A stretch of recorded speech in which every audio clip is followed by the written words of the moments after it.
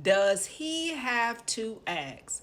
If an axer has to ask the respondent, that means that there is something the axer or the respondent doesn't understand about the other person.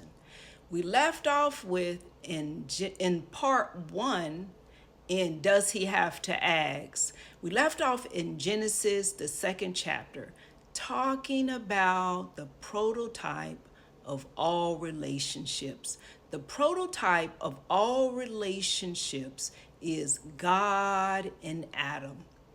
There are 4 steps within that prototype process.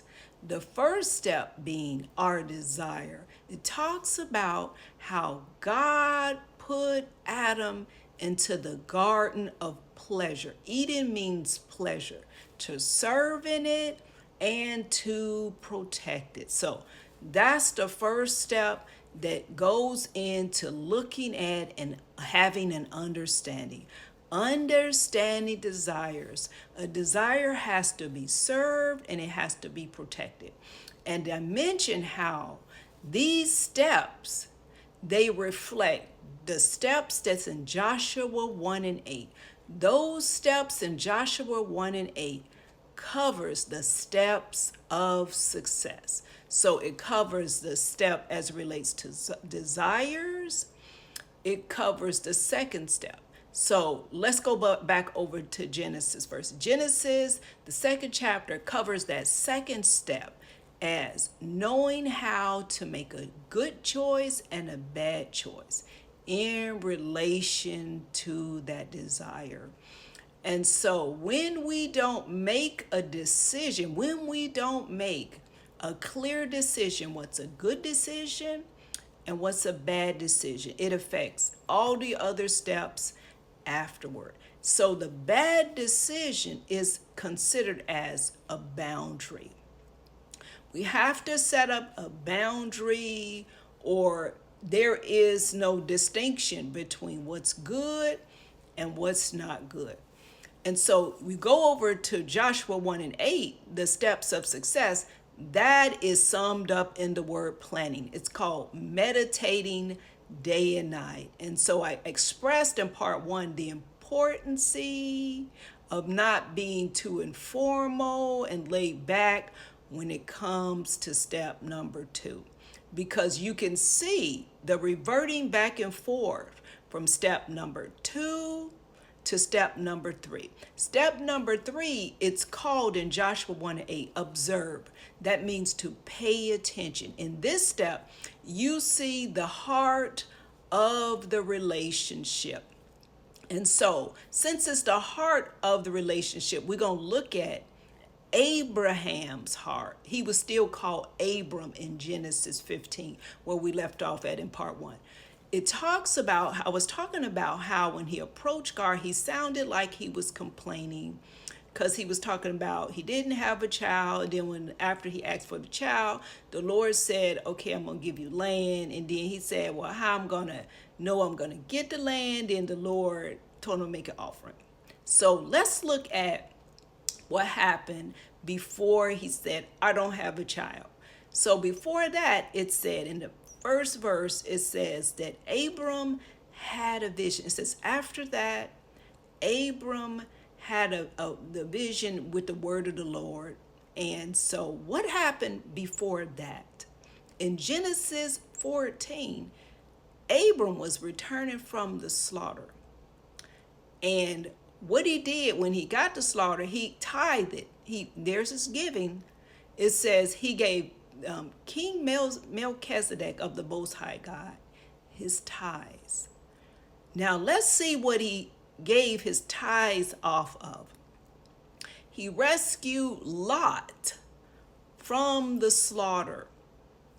The Lord, 2 chapters over in Genesis 12, the Lord told Abram to leave his father's house and his kindred. Abram calls Lot brother when he rescued him. Actually, he was Abram's dead brother's son. He was his nephew.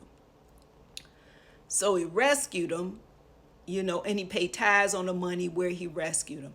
Can we turn a bad decision into a good decision? If the Lord told us this is what's good for you and this is what's bad for you, can we change the bad decision because we see something good in it? Because he paid tithes off of that. And after that, look at his prayers. Look at what happened to his offering.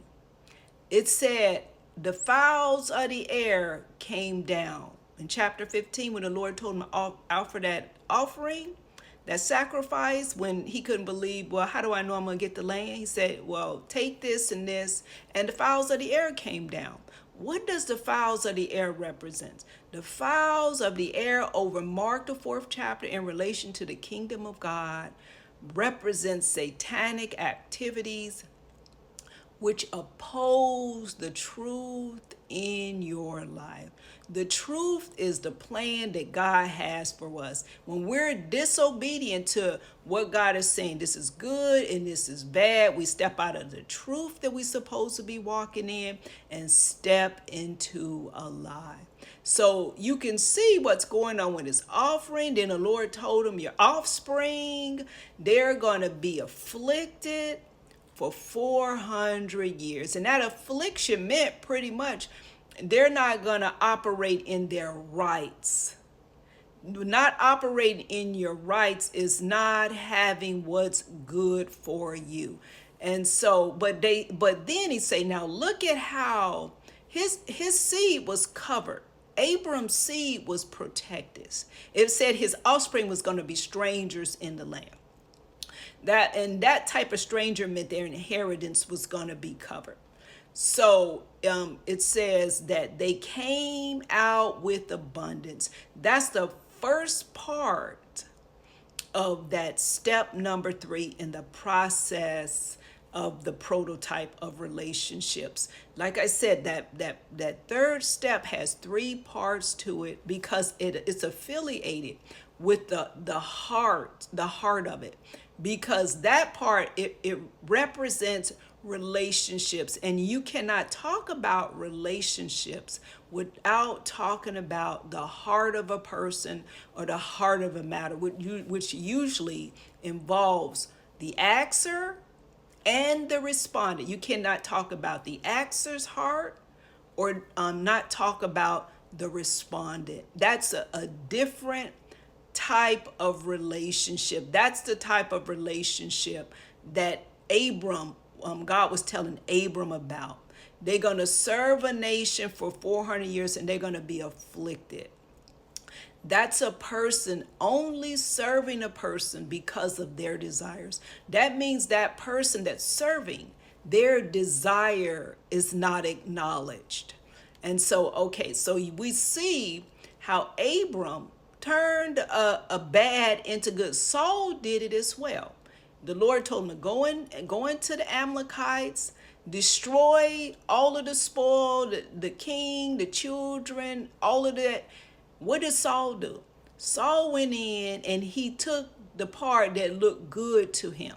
And we know what happened to Saul. He lost his kingship. He was replaced by David. And so in that, you see, if the boundaries are not set and stuck to in step number 2.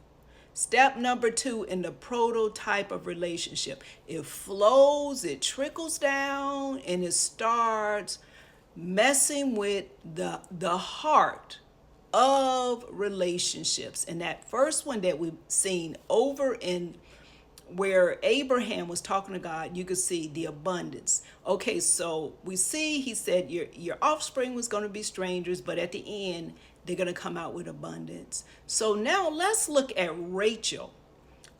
Jacob and Rachel, you're going to see how that relationship and the heart of the relationships, how it comes together.